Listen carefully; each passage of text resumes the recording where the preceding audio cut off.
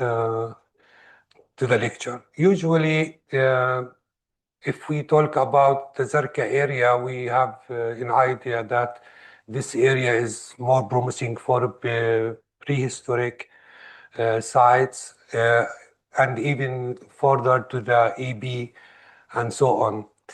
But we choose the site of Tell Es-Sukhnah as one of the colleagues told me that the site is forcing by agriculture works, destroying most of the northern part of it. But the site, as you see, it is about 25 kilometers northeast of Amman and circa 7 kilometers northwest of Zarqa city. The site is a small one, just 7.5 acres, but the archaeological deposit is very interesting to have it almost 13 meters. This is an aerial view of the sites, and here we have the Zarqa River. Now it is a sail or a river, but it's dry now. But it is very close to the main site.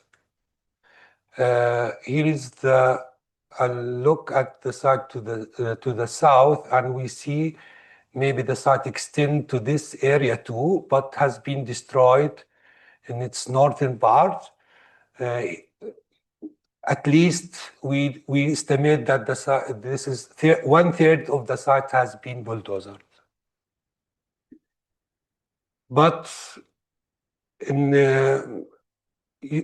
we have here an aerial view of the site during the 60s, and we have it now here as we see the site for the last season in 2024. And we focus the excavations in the middle and in the west part of the site. We leave it the eastern part without excavation till now. The site, if you say Zarqa area, we usually we thought of the environmental conditions that it is a semi-arid area. That means if you look here in the map, we can see that the site is here, and the environmental characteristic is semi-arid area. Also, the soil types is characterized by silty loam and loam texture, and this is very difficult to be cultivated. And so we don't have enough rain, more than 250 millimeter annually, and the soil is too silty to be cultivated. But mostly the surrounding of the site has been cultivated with barley till now. History of research, we know that the pioneering work of Nelson Glock in the 30s, he visited the site and called it, gave it site number 316, and dated the pottery shares there to the Iron Age, Roman and Byzantine periods. Of course, later on in the 90s, the area has been subjected to archaeological survey by Balombo and Zidane Kafafi and others. And you see here how many sites have been identified in the middle and upper Zarqa area. So there is a lot of sites, but for Es-Sukhnah, it has been identified as a main Middle Bronze Age site. So we, in addition to the Roman and Byzantine Iron Age, now we can see that the Middle Bronze Age is represented. Here is the diagram of the result of archaeological survey in Middle Upper Wadi Zarqa, and we focus from the Paleolithic to the Ottoman period, but our focus will be in the Middle Bronze.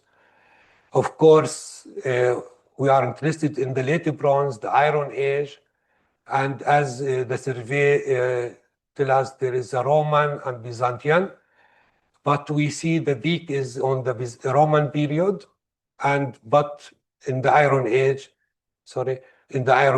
we have almost 8%, and in Late Bronze, we have just one site, And Middle Bronze also, we have just one site. So this is a promising results that could be developed upon the excavation at the site.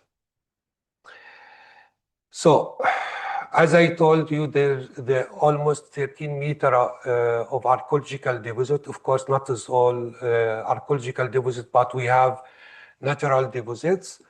But the last occupation of the site is dated to the Ottoman period, and the site has been used as seasonal camp and a place for burials. So we don't have any evidence of architecture remains that could be hint to the Ottoman period. But, and this is the interesting things, we have evidence of occupation during the Ayyub Mamluk period. So in two terms, one of domestic buildings, as you see it here, one of the domestic buildings that dated to the Ayyub Mamluk period. But at the same time, we have scattered of burials dated to this period.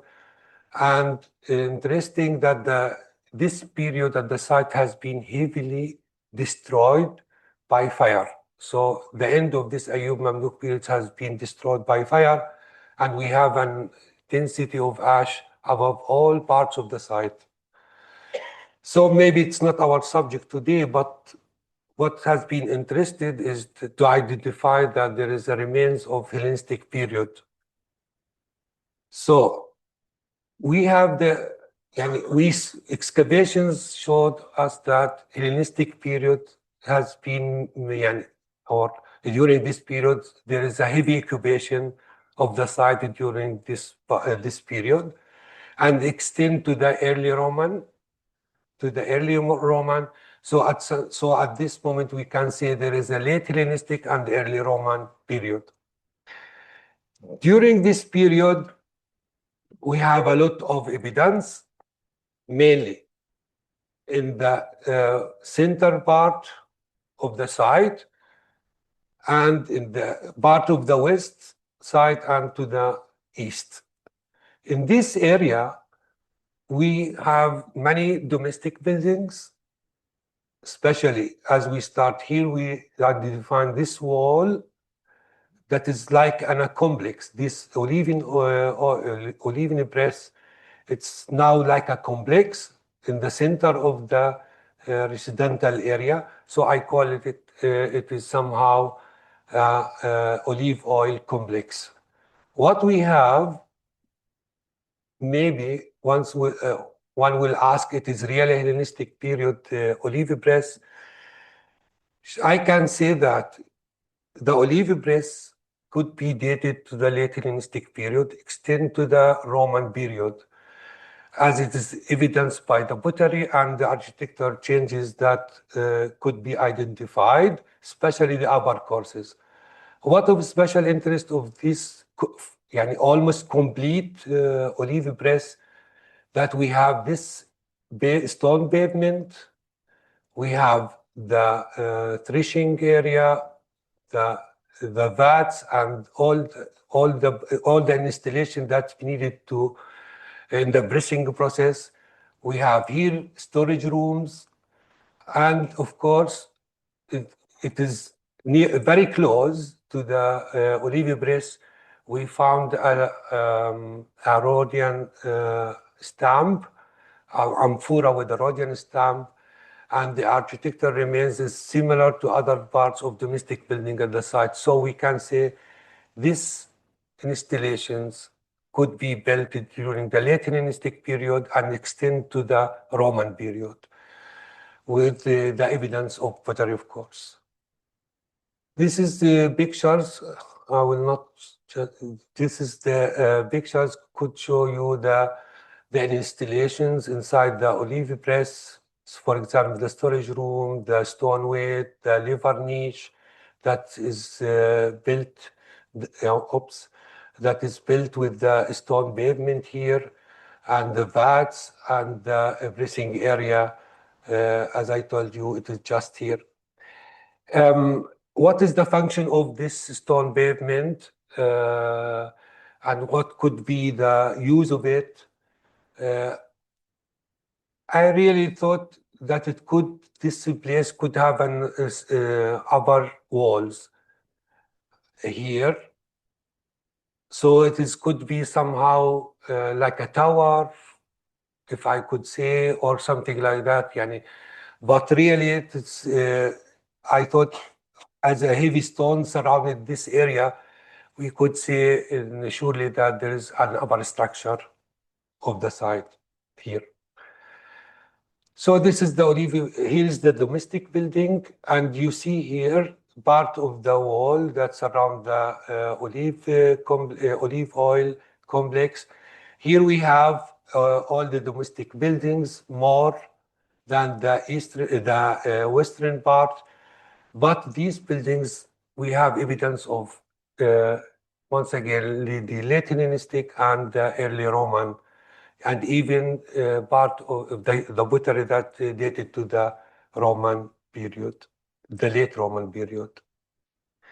So in this phase, we have the evidence once complete or a fragment pottery like this lamp of late Hellenistic period. We have the amphora that dated to the 2nd century BC. And this one is the early Roman storage jar. And what could be supportive is the Nabatean pottery that we found also in the Venicity of in the domestic buildings surrounding the Olive Press. So that is the main occupation of the site. Now we turn to the Iron Age, and as I told you, that is maybe 8% of the surveyed site dated to the Iron Age, but it's not specifically to the Iron Age 1 or 2. Excavation at the site now showed us that the occupation during the Iron Age is promising, and it is main phase of the Iron Age has been excavated in this part. So it seems that during the Iron Age, we have different phases, but started from the Iron Age 2, and this end in 5th century BC. That is what we call maybe the Persian period. Here, the latest phase, we have only not well recognized domestic buildings, as you see part of it here. This is the house, and it's like a small area for storage, and in this muddy floor area, but somehow it is the late phase. And then we excavated the major part of Iron Age 2. That's included the defensive wall area and the tower.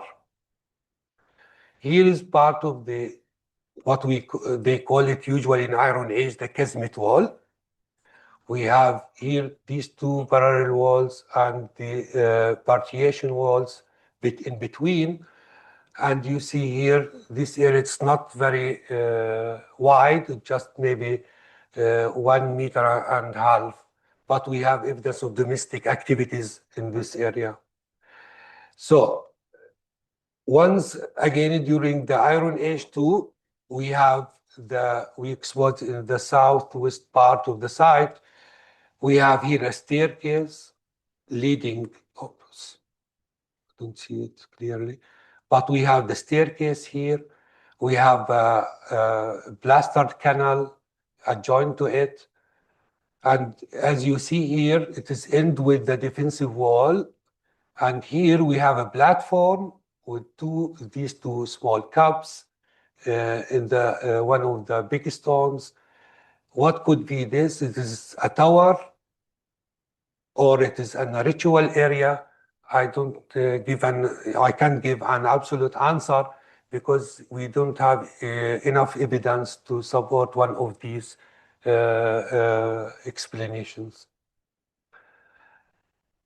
Once again, at the end, we have these 3 small rooms and the area that is used for tawabin, 2 taboons, dated to 2 different phases of the Iron Age 2. But once again, these small rooms could be storage rooms. As usual, it is small ones that could be described as storage rooms. But without clear evidence, I can't tell now. But could be related to this area as part of the, if we assume this could be a ritual area, could be part of an ritual area. Another evidence of Iron Age too is these domestic Iron Age buildings with a long room, with the small rooms adjacent to it.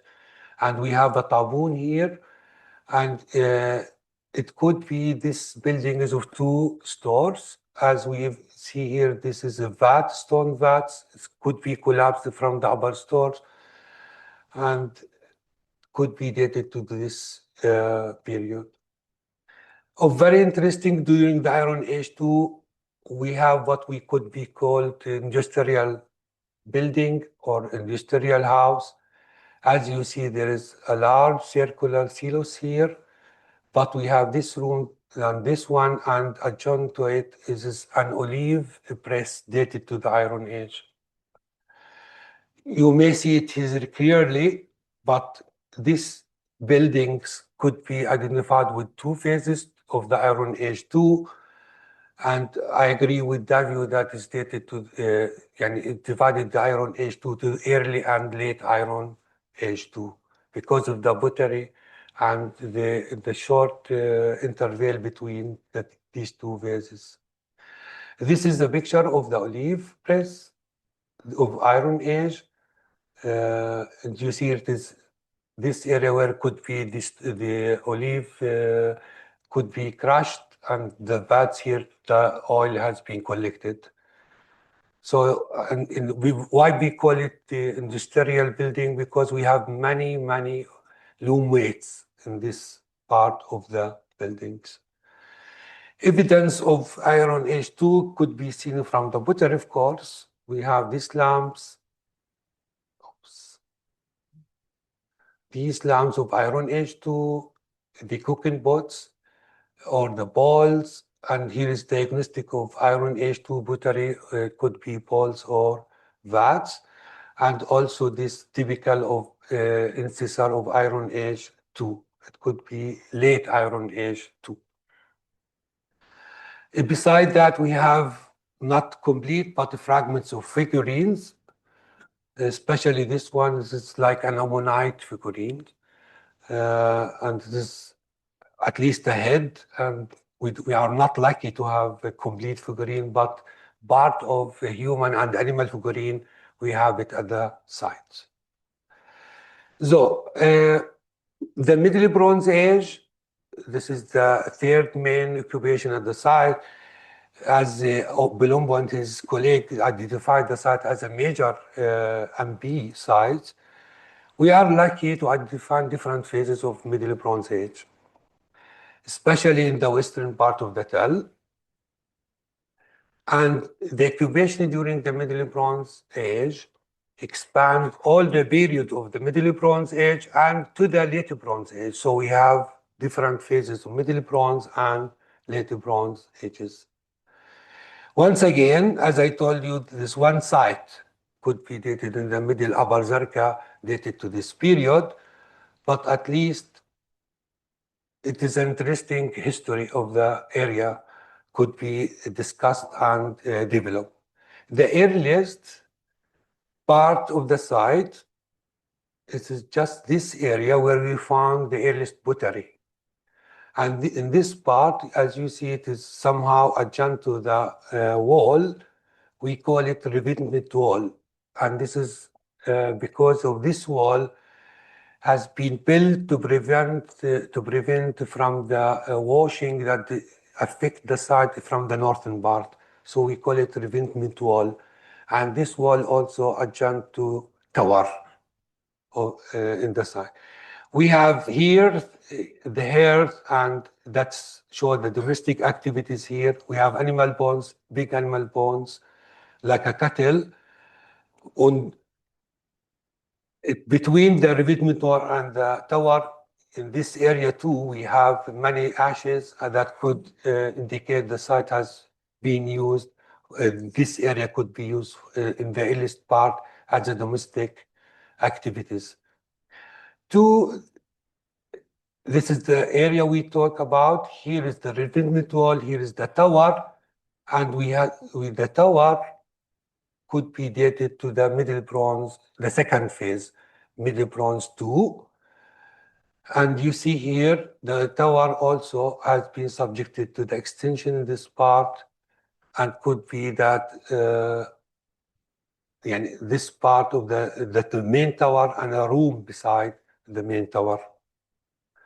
And it is also Middle Bronze 2.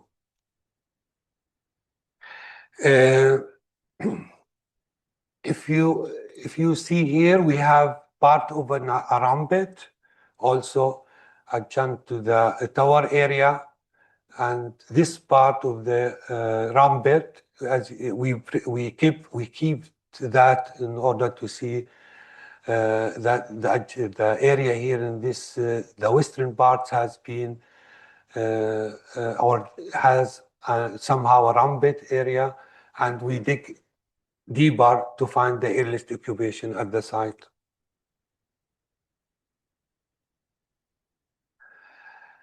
Two, in the west part, we have very interesting non-domestic building here with massive walls, two different, at least three etage. This is the lowest one, the second one, and the third one. As you see here in the plan, that is the treasure hunter who dig this part, but we could identify the plaster floor just in the lowest part of this area, and we could follow the development of this non-domestic building. For what, I can't say because there is no evidence, but here we have many different storage jars, grinding stones, the pavement, the floor is pavement, and once again, the massive walls. It could be part of non-domestic building, either as palace. I am not daring to say that because we don't have evidence, or it is a temple area. Once again, I can't tell. We are not lucky with the evidence to give us a precise function. But here in the northern part, we have another domestic building that we followed the development of Middle Bronze, at least from MB2, 3 to the LB1. This building is very interesting. You see here is so as a retaining walls, and this inside walls, two different rooms, and the third room here with a platform, fireplace, and this one is the socket of one of the sockets that lead to the this room, the doorway to lead to this room.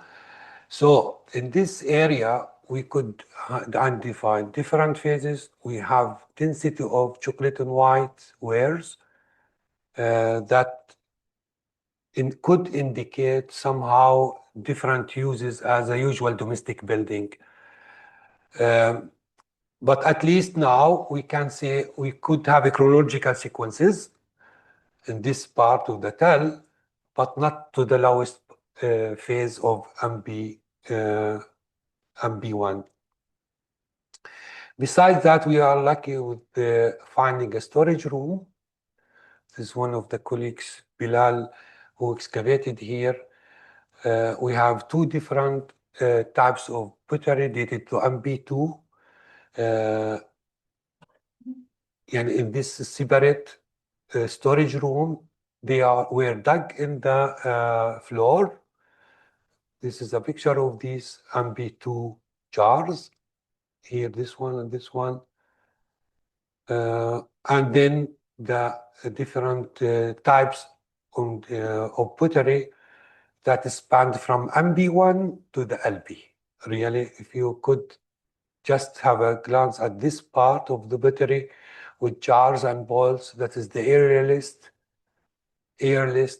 pottery that we have.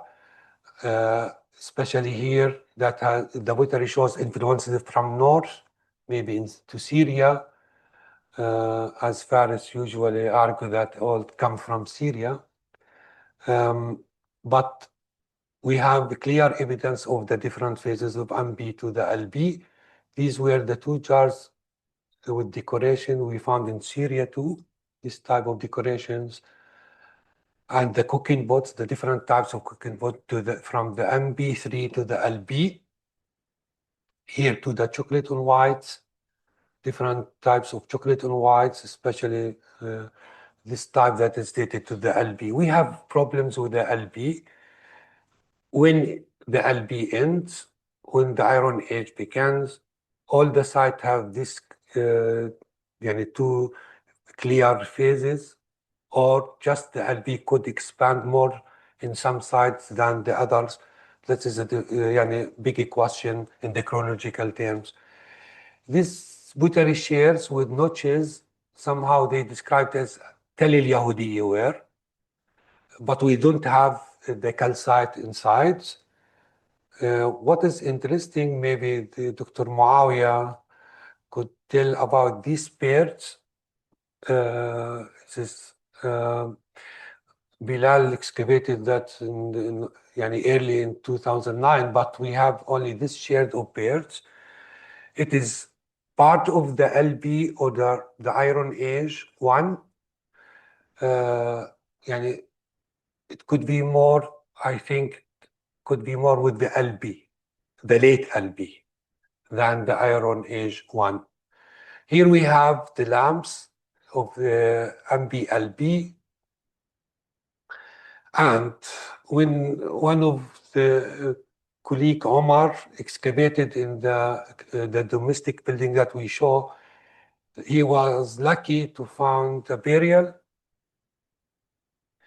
in a jar. This jar, this one, the infant, and we have two offerings, pottery inside it, just carinated, slightly carinated bowl with white slip, and this one is a chocolate of MB2B. But it's interesting. I saw this this chocolate. It has been dated to the MB2B, but the burial we have it in the latest phase of the building. So it is really, there is continuation of the tradition in some of the pottery types or not. That is the question. So 5 minutes.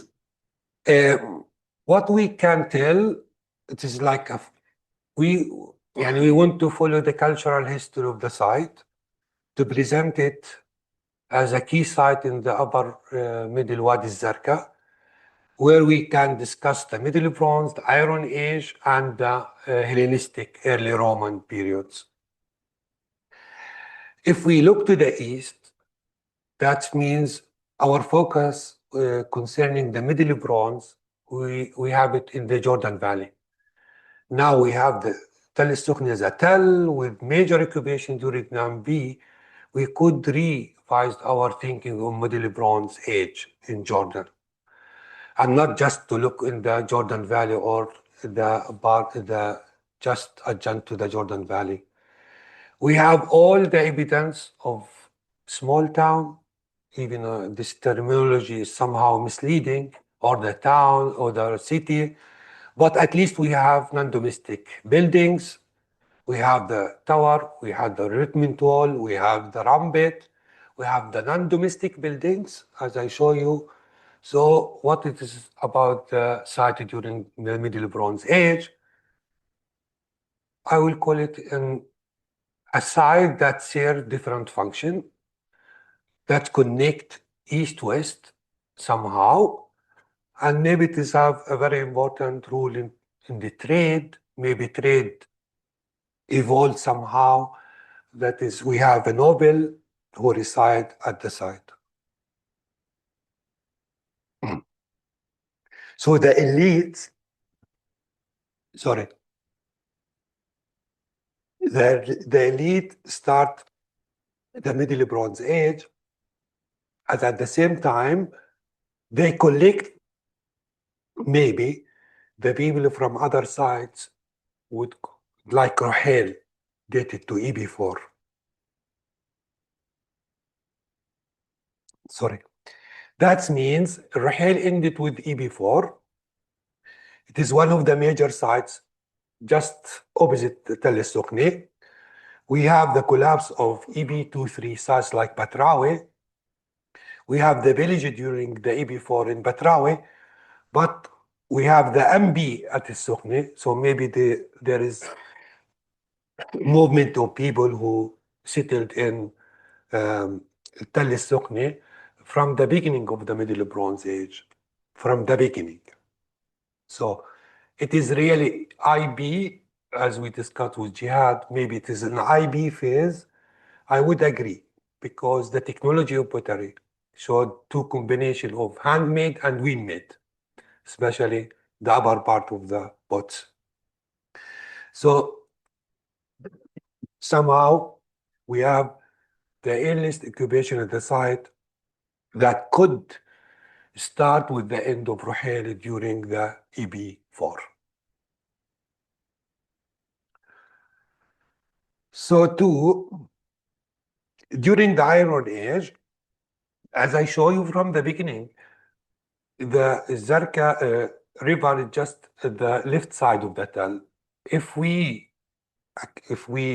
rethink of biblical narratives that Amun is from Zarqa to the south, we have this site which has many similarities in terms of pottery or figurines to Jabal Qal'a, Citadella, to Java, and other Iron Age 2 sites in what they call Ammonites.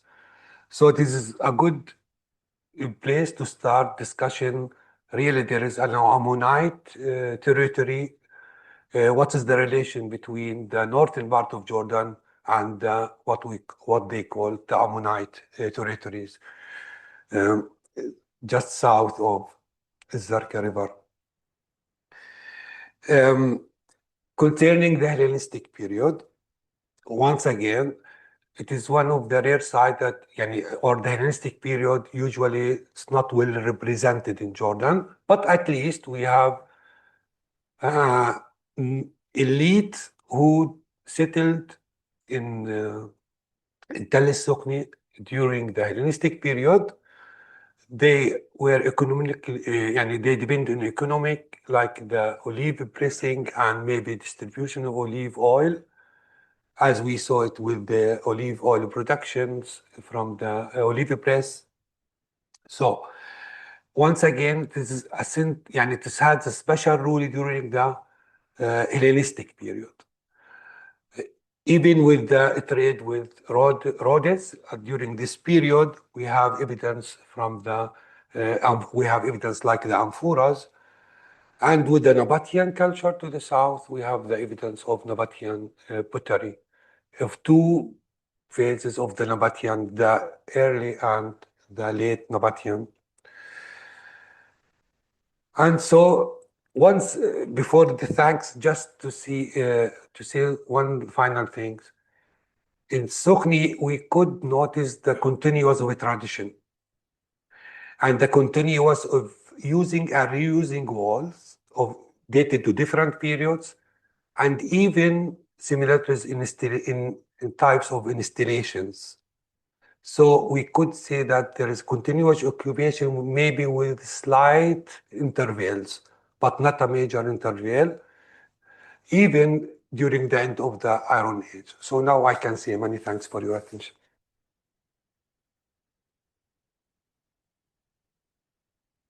What a marvelous and complex site. You've been at this a while to sort all of that out. I will take the privilege of having the microphone in my hand and ask, has there been a geological or a core study of the river channel to see if it's migrated from early to late bronze? Geological in terms? Cores to see if the river moved. Maybe this is part of why the sites move over time. Because that tell is very, very close. Very close, but it's higher than the river Yeah. bed. Okay. That is one thing. And the lower courses of the site is, as the colleagues from other universities, Brazilian, I think, they identified a Paleolithic deposits. Okay. So the river is just a little bit away, but the effect, the washing that affect the site coming from east, Ah, that ends in the Zarqa River. and it's been there, and that tell must have been collecting then for, if you've got Paleolithic. Yeah, we have that- Paleolithic tools. I don't want to say that. We have Paleolithic hand axes, and even we have one hand axe that has been found in Iron Age 2 house Mhm. as a souvenir, maybe, or as a somehow to keep the antiquities. A nice rock is a nice rock sometimes. Yeah, So, yeah. It's very... okay, thank you. Other questions? Yeah. Well, thank you very much for a lovely lecture, very informative. I wanted to ask you about the olive press. How can you be certain that it's an olive press? What are the characteristics that you found in the press? We have many installations. I can jump quickly. You know, we have olive beds too. يعني here. You see there is different parts of here is the bed. البد بالعربي. Here is the stone weights that hang of a wood. And here is the pressing area. But here we have olive beds too. Yeah, we found it. Just inside and in surrounding area of the olive beds. Yeah.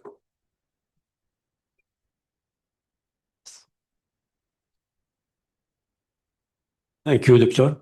Well, my special question about the area which was cut from the east part, Northern part. north part. Yes. There is another tell there. Remember? Es-Sukhnah north. The other part. Yeah. That must be something belong to the one which you are excavated, because that one is more bigger than yours. Do you remember that? Es-Sukhnah north. But The other part. Yeah. You know, if you mean Es-Sukhnah north, I don't have it here. Maybe here. This is the main street. You have it here, Es-Sukhnah north. Just, yeah. We were together here, but we don't have EB4 pottery. Just when they make these trenches here, they date it to the EB1, EB2,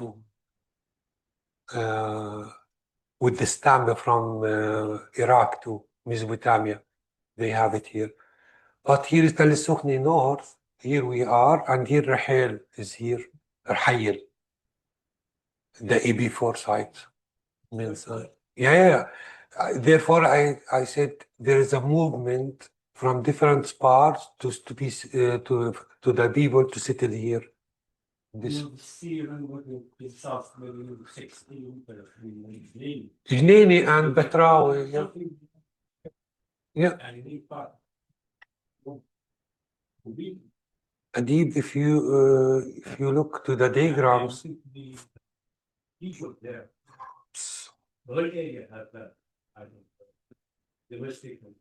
Yeah, but if you look to the diagrams here, for example, we have the Middle Bronze EB4. This is site here, and that with the EB. But here we have a peak in the EB1. The number of sites. So there's a shift somehow in EB2, 3, maybe in large sites. Then once again there is a decrease, but the people resettle themselves in one, like a major site or something like that. Okay. We'll take one more, but you have to play nice, Muawiyah. Okay. Well, thanks very much. What about the Iron One occupation? Is there, can that be connected to the Ammonite region? Within the Ammonite kingdom, you think? Iron Age 1. Do you mean the Iron Age 1?